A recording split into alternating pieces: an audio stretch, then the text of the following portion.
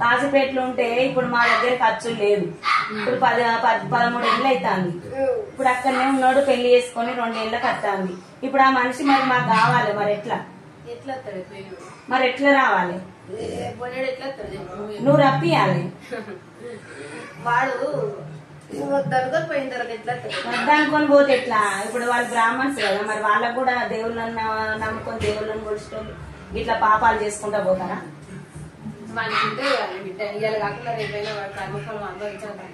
తను రావాలి, మరి మా దగ్గరికి రప్పియాలి. నువ్వు వచ్చినప్పుడు ఎన్ని రోజులు ఉంటాడు వాడు? మరి ఎట్లా? వచ్చినప్పుడు ఎన్ని రోజులు ఉంటాడు? వస్తాడు, వచ్చిన ఎన్ని రోజులు ఉంటాడు? మళ్ళీ ఉండేటట్టు మార్గం ఏం లేదా? మళ్ళా 4 రోజులు ఉంటాడు, మళ్ళీ 4 రోజులు తీసిపెట్టి మార్గం లేదా? నేను అందుకే అడుగుతా, నీ దగ్గర ఉన్నాడా అని. వస్తాడు మళ్ళీ 4 రోజులు ఉంటాడు, మళ్ళీ అడిగే పోతాడు. మళ్ళీ ఆడికి పోతాడు కానీ మాతోటి ఇప్పుడు నాకు బిడ్డ ఉండే, బిడ్డ పెళ్లి చేయాలన్నాయే, బిడ్డ ఉండే, అన్ని మాకు అన్ని చూసుకునేటట్టు నువ్వు చేయవా? మార్గం చూడవా? నీకు ఇప్పుడు నీ దారి ఎందుకు పట్టినా? నేను వచ్చినావు నా దగ్గరికి, నీ బాధ కష్టాలు చెప్పుకోనికే వచ్చినావు కాదంటాను. కానీ వచ్చినా కూడా 4 రోజులు ఉంటాడు, 4 రోజులు పోతాడు. పోకుండా చూడాలి. పోనీ ఎప్పుడో ఒకసారి పోనీ రాని, మొత్తానికే పోకుండా అంటలేము. చేసినా కూడా వచ్చినా పోయినా కూడా వాడు చేసుకునేది వాడు నిర్వహించుకుంటాడు. ఇప్పుడు పోతాడు, వస్తాడు, వచ్చిండ ఈ మధ్య 2 రోజులకు అది రాకుండానే ఉన్నాడా? మాకు మొత్తానికే మాకు అంటు ముట్టు ఏది అనేది లేదు. మాకు వచ్చుడు లేదు. ఇట్లా వస్తాడు ఒక 5-10 నిమిషాలు అడుగుతాను.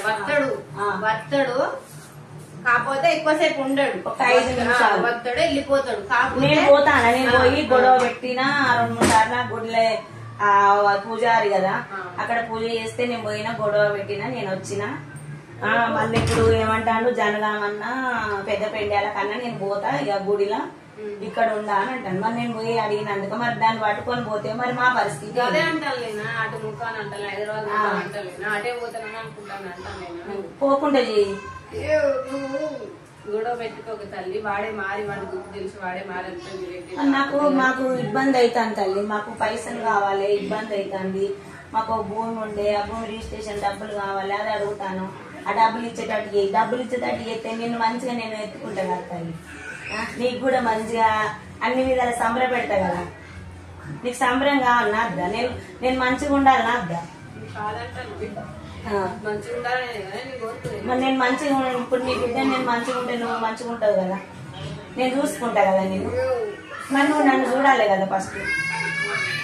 మరి నాకు పోకుండా నాకు మంచి జరగాలి, నా బిడ్డ మంచిగా ఉండాలి. నా బిడ్డ 9వ తరగతి జరుగుతుంది, దానికి నీకు నాన్న అనే పిలుపు లేదు.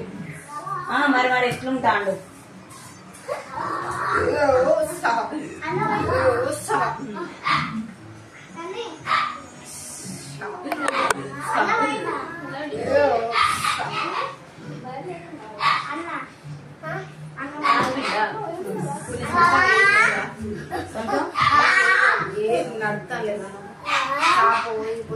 నేను మ్యారేజ్ బ్యూరో నడిపిస్తాను. ఏదైనా సంబంధాలు ఎప్పుడో ఒకటి మనకు సెటిల్ అయితే అవి ఓకే అవుతాయి. కొన్ని రోజులు కిరాణా షాప్ పెట్టిన, ఇప్పుడు మళ్ళీ ఏదన్నా చేద్దామని ఆలోచిస్తాను. మళ్ళీ ఏదన్నా షాప్ అన్నా ఏదన్నా పెడదామని చూస్తాను.